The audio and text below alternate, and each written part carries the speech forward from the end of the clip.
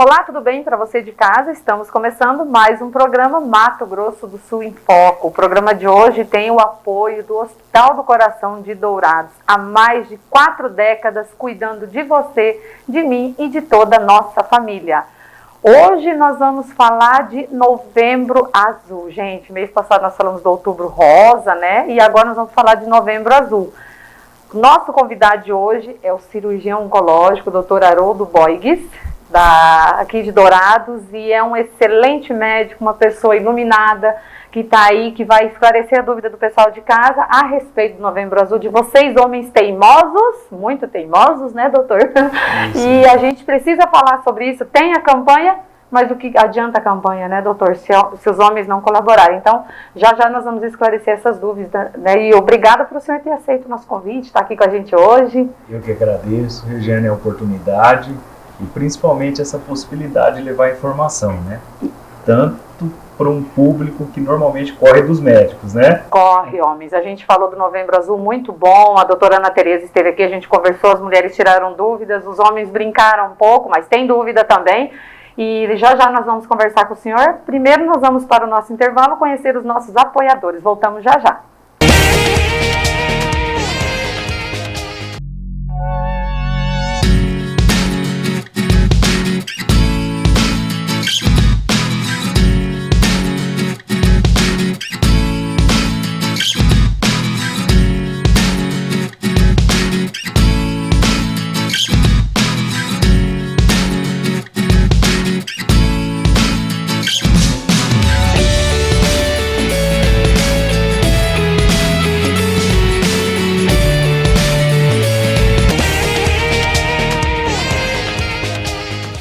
Estamos de volta, então, do nosso intervalo. Você conheceu os nossos apoiadores. Agora também o Hospital do Coração de Dourados é o apoiador do programa Mato Grosso do Sul em Foco. Meu obrigada. Um grande abraço para toda a equipe, para todos os profissionais do Hospital do Coração. Dr. Haroldo Boigues, que agora eu acertei o sobrenome, né, doutor? Vamos falar hoje de homem para homem, né? Eu convidei a doutora Ana Tereza, ela falou de mulher para mulher, e agora o doutor vai falar de homem para homem, Novembro Azul.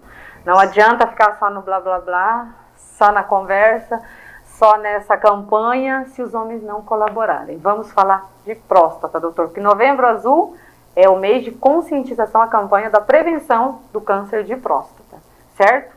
Isso. Que é a próstata, para que ela serve, né? Essas coisas todas que os homens sabem, mas outros também têm muitas dúvidas a respeito. Certo. Regiane, então assim, homem que é homem também se cuida. Exato. Né? E o novembro, ele é um mês voltado para a saúde do homem, a saúde de modo geral. E por ser o câncer mais comum do sexo masculino, né, ficou voltado ao mês de prevenção, especificamente do câncer de próstata, mas em geral a gente fala da saúde do homem de forma geral. A mulher, ela normalmente se cuida mais, o homem é mais relaxado, tem mais preconceito, tem seus mitos, né? Então é mais difícil você conseguir botar ele para dentro do consultório e promover sua prevenção e rastreamento. O homem é tipo um boi bravo, né? Você tem que laçar muitas vezes para poder trazer, né, doutor? Quase 100%. Para que serve a próstata? Qual é a função da próstata no corpo do homem? Certo. A pergunta excelente. A próstata, ela é uma glândula, ela tem mais ou menos o tamanho de uma noz, pesa uns 20 gramas, ela está localizada acima do reto e logo depois da bexiga. Por dentro dela passa um segmento da uretra, que é o canal que leva a urina da bexiga para fora, e a função basicamente da próstata é produzir o esperma, que é um fluido que está presente, que carreia, né, os espermatozoides, né? Então ela tem uma função essencial e normalmente com o avançar da idade ela pode aumentar, né, acontecendo o que a gente chama de hiperplasia prostática benigna, justamente pelo tempo de atuação do hormônio que nós temos no nosso organismo, estimulando a próstata. O senhor falou da idade, né, com o decorrer, mas a gente já viu casos aqui, até um menino citou aqui, de crianças Existe, doutor, essa possibilidade de uma criança, um adolescente desenvolver o câncer de próstata? O câncer de próstata, se nós formos avaliar em relação a tipo histológico, o mais comum, que é o adenocarcinoma, ele é basicamente um câncer da terceira idade, né, do paciente de mais idade. Não impede que tenhamos algum outro tipo de câncer de próstata, principalmente os tipos histológicos mais raros, os sarcomas, em idade precoce, né? Isso é extremamente raro. Quando a gente fala em câncer de próstata, mais de 95% é o adenocarcinoma e é o tumor que acontece principalmente nos homens da terceira idade. E o que causa o câncer de próstata? Pois então, o hereditário? câncer de próstata, esse é um problema. O principal fator de risco é a idade. Então, ele é um tumor basicamente hormônio sensível. Então, a testosterona, que é o hormônio masculino, atuando durante toda a vida, é responsável pelo surgimento da doença. Então, a idade é o principal fator de risco. A hereditariedade também é um fator de risco importante, principalmente aqueles homens cujo pai, irmão, tios tiveram a doença, em comparação com a população geral, tem um risco maior de desenvolver a doença. A raça negra é uma raça mais suscetível também ao câncer de próstata. E existem os fatores ambientais, os fatores que aí sim a gente tem como fazer uma prevenção primária, como a obesidade, o tabagismo, o etilismo, uma alimentação não saudável. Isso também pode contribuir, mas o principal é a idade. Tem algumas perguntas que o pessoal de casa fez, os homens fizeram, né? Já eu vou fazer para o senhor, mas entre uma dessas perguntas que me chamou a atenção, não tem como retirar a próstata para prevenir? Tem? Não. Como é que é? Não. Porque tem mulheres que, no caso daquela atriz famosa Angelina Jolie, que foi lá e retirou as 2 mamas para não ter câncer de mama. Aí o seu Francisco de Nova Andradina perguntou, tem como retirar a próstata para não ter câncer de próstata? Hoje é possível fazermos um rastreamento, inclusive um rastreamento genético, e avaliar aquela população de maior risco de desenvolvimento da doença. Quando a gente fala em próstata, a cirurgia, então a gente tem o que nós chamamos de cirurgias profiláticas, né? No caso, por exemplo, o caso do câncer de mama, está vinculado a uma mutação específica, no câncer de ovário, no câncer gástrico, no câncer de intestino. Quando a gente fala de próstata, quando a gente fala em cirurgia profilática, nós vamos estar expondo o paciente que poderia nem desenvolver a doença, ou que desenvolveria a doença, mas que a doença por si só não acarretaria um grande problema, e você traz um problema para o paciente, que é a cirurgia, né? A cirurgia desnecessária. Mesmo falando em profilaxia, né, as complicações pós-operatórias não alavancaram essa indicação. Então, para a próstata, especificamente hoje, nós não falamos em cirurgia profilática. Né? Para outros órgãos, sim. Para a próstata, especificamente, não. Por isso a importância da prevenção. Chegou aos 40 anos, que é a idade tanto da mulher quanto do homem. Isso. Se você nunca sentiu sintoma, nunca teve nenhum problema, não tem uma história, faça igual. Né, doutor, deu 40 anos, vamos começar a prevenir, que se você prevenir, a chance de você não desenvolver ou de você desenvolver, mas tratar a tempo é bem maior. Isso. E prevenção, quando a gente fala em prevenção, nós estamos falando justamente para aquele indivíduo que não tem sintoma. Exato. Que o ideal é você identificar o problema quando você é assintomático. Quando você tem um sintoma de qualquer tipo de doença, é porque ela já não está no seu estágio mais inicial. E falando de prevenção, quais os exames que são feitos, doutor? Já nós vamos entrar no assunto mais dramático. A gente fala em prevenção, nós classificamos assim, a prevenção primária. O que nós poderíamos fazer no nosso dia a dia para tentar evitar o surgimento da doença? E tem o que a gente chama de prevenção secundária, que é o objetivo, que é o screening, né? Que é você tentar rastrear a doença e descobrir ela na sua fase mais inicial.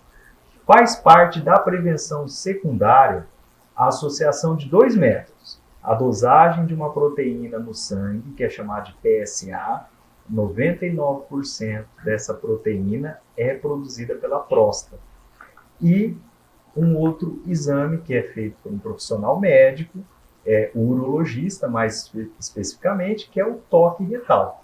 Através do toque, nós conseguimos observar a consistência da próstata, conseguimos observar se tem ou não tem uma nodulação e mensurar o seu tamanho. Né? Associado ao nível do PSA, a gente consegue ampliar a chance de fazer o diagnóstico do câncer de próstata.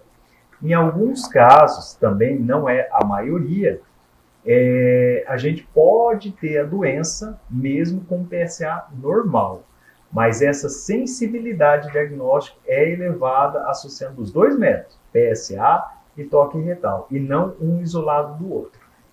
Qual que é a função do toque nesse caso? Porque se você fez o exame de sangue, fez a ultrassom, não diagnosticou, mas você precisa do toque. O toque, ele é o único método que realmente pode ser 100% diagnosticar a próstata? Não, ele tem que ser associado com o nível do PSA. O objetivo do toque é justamente a gente avaliar a consistência da próstata, se ela está endurecida, se tem alguma nodulação e o tamanho. Né? Então, se você faz um toque e observa que a próstata não está na consistência normal e o PSA não vem tão elevado, isso te dá um alerta. O contrário também é verdadeiro. Às vezes o PSA vem elevado, você faz o toque, a próstata está fibroelástica, não tem nodulação, não tem nenhum sinal que sugira um tumor, um câncer, você também não leva tão em consideração essa elevação do PSA. Então, sempre os 2 vêm associados. E o toque é para complementar o PSA da mesma forma que o PSA é para complementar o toque. Quais os sintomas? Tem uma pergunta aqui interessante. Quando o homem está aí com uns 40 anos, ou antes ou depois, ele nunca fez, mas ele sente alguma coisa, algum desconforto. Qual que é o sintoma que a próstata pode dar no homem? Que ela está alterada ou que ela está...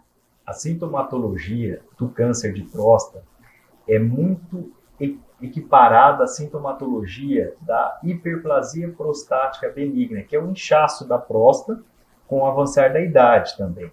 Então, normalmente, o homem apresenta alguma dificuldade para urinar, uma necessidade de ir ao banheiro mais frequentemente no período noturno, o jato urinário mais fraco, em casos mais adiantados, um sangramento na urina. Nos casos onde já tem disseminação da doença, a gente pode ter dor óssea, que está vinculada à metástase óssea, né? Então aí já são sintomas mais tardios. No princípio, no início, ela é assintomática. E conforme vem evoluindo a doença, a sintomatologia é bem equiparada a essa hiperplasia prostática benigna. Esses sintomas, eles se confundem com um problema renal, não? Também. Às vezes você tem alguma patologia no rim que pode dar sangue na urina. Por isso algumas pessoas acham que pode ser no rim, não na próstata. E não na próstata. Por isso que nós sempre batemos em cima do rastreamento. Não espere sentir um sintoma para procurar um médico. Faça isso uma rotina do ano, né? Então, uma vez ao ano você cuida da sua saúde. Né? Da mesma forma que você tem que ir no cardiologista, depois de uma determinada idade, você tem que ir no urologista fazer o rastreamento. Isso mostra que você também é homem. Nós vamos para mais um intervalo, então em seguida eu vou fazer algumas perguntas dos telespectadores de casa para o doutor responder. Vamos lá, doutor? Ótimo. Então tá, já voltamos, tá? Depois do nosso intervalo.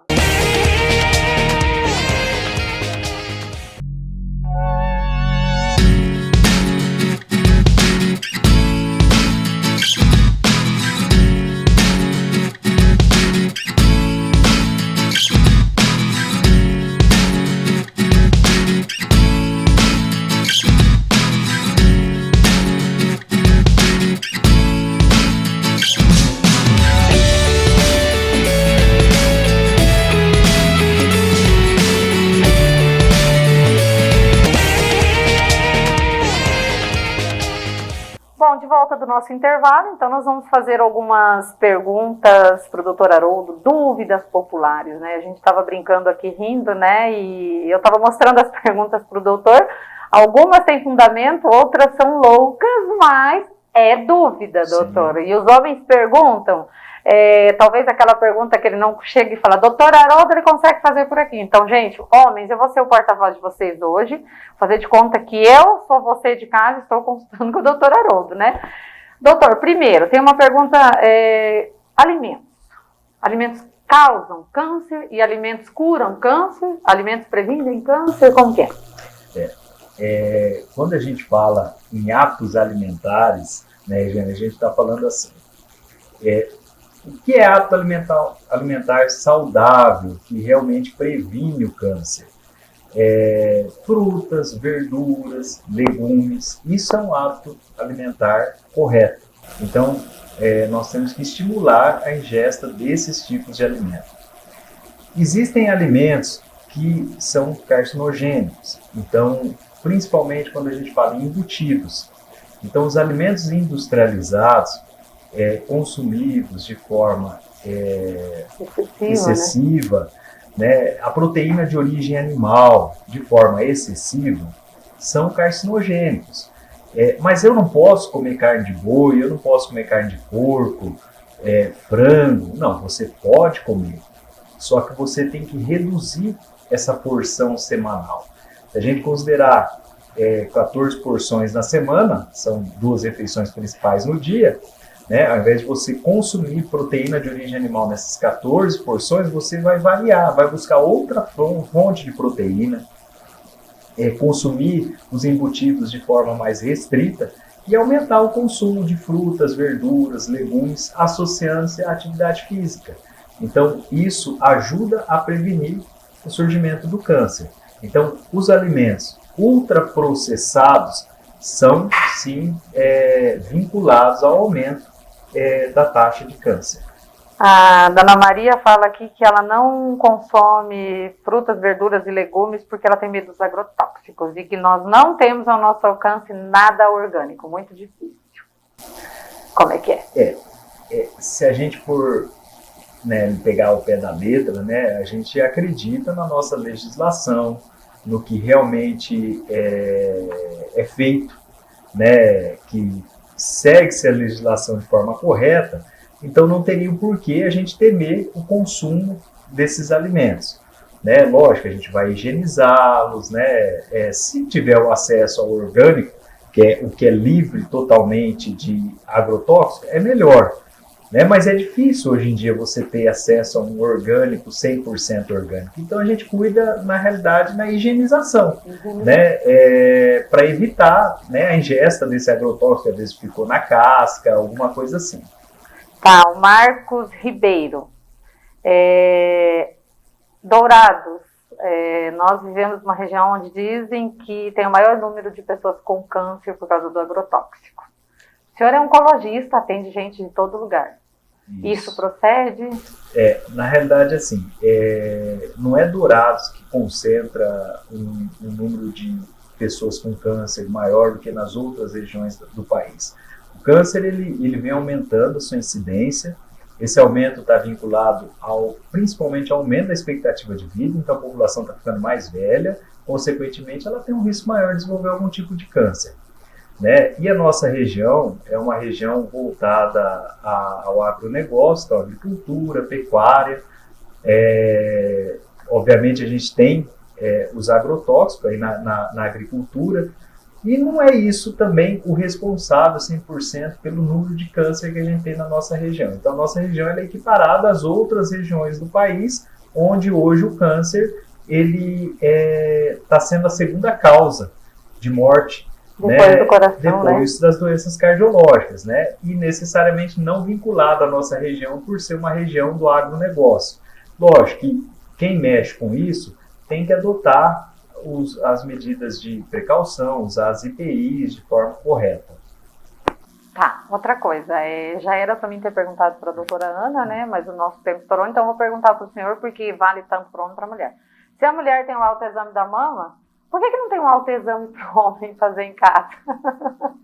Isso daí ajuda, É engraçado, né? mas faz sentido. Isso daí eventualmente ajudaria, né, o homem que tem o preconceito, né, que acha que a sua masculinidade vai ser ferida, né, quando ele submete ao exame do toque por um profissional da saúde. O autoexame, né, a gente fala o autoexame masculino, né, isso não existe, né, não dá para a gente estimular isso. Quando a gente estimula o autoexame da mama, né, na mulher, a gente está estimulando a mulher para ela se conhecer, né? Porque se ela notar alguma alteração, ela já vai procurar o médico. Só que não é o autoexame da mama que é responsável pela prevenção, rastreamento, diagnóstico precoce, né? A doutora já deve ter muito bem explicado que o rastreamento, o diagnóstico precoce é feito com mamografia. O autoexame só identifica tumores acima de 1 centímetro. E o objetivo é achar microcalcificação. Então, autoexame no sexo masculino não tem para próstata. Tá, outra pergunta. Antônio quer saber se com toda essa repercussão da mídia para prevenção, o câncer de próstata, ele tem aumentado, ou tem diminuído, está estabilizado, está morrendo mais homens ou menos depois da chegada do Novembro Azul, dessa conscientização? Tornar-se midiático, né, essas formas de prevenção e orientação, então, por isso que vocês estão de parabéns, porque justamente a gente só vai conseguir atingir algum objetivo dentro da oncologia, e é o que mais tem se batido atualmente em termos de controle do avanço da doença oncológica, isso só vai ser possível através de informação, que é o que vocês estão favorecendo, a gente levar informação para a população. Consequentemente, a população ela tendo mais informação, ela recebendo mais orientações, você consegue quebrar o mito, você consegue quebrar o preconceito e você consegue ter uma influência direta no que nós teríamos aí frente à doença. Então, o câncer de próstata, como a gente já falou, a idade é o principal fator de risco. Então, a sua incidência, nós não vamos conseguir mexer. Por quê? Exemplo, 80% dos homens aos 80 anos de idade, se eu retirar a próstata e examinar, tem câncer de próstata. Não vai morrer da doença. Mas tem a doença. E a doença, às vezes, nem vai causar nada. O objetivo nosso é falar da saúde do homem e estimular esse homem a rastrear a doença numa idade mais precoce, que é onde realmente ela poderia trazer uma consequência futura. Então, o diagnóstico de câncer de próstata aos 45 anos, aos 50 anos, 55, 65, 70 anos de idade, se a gente for pensar na evolução natural da doença, que é em torno de 10, 15 anos, se ele desenvolveu a doença com 45, a evolução natural, a consequência, 60 anos de idade, a expectativa de vida hoje está beirando os 80. Então, nessa população, sim, a gente tem que trazer o tratamento. Então, o homem ele tem se conscientizado mais. Então, a gente observou que, com o avanço da informação, a conscientização também tem melhorado. E o homem tem perdido o preconceito, mas ainda é grande. Eu acho que a cobrança também. Eu falo por mim, porque eu cobrei meu pai, não deixei ele em paz enquanto ele não foi fazer o exame. Normalmente, o homem que vai e procura o médico, ele escutou falar, mas foi a esposa que marcou a consulta. Isso né? Não temos muito tempo, né, Rubens? Mas eu vou fazer mais uma pergunta rápida, doutor. O sexo e a próstata, né?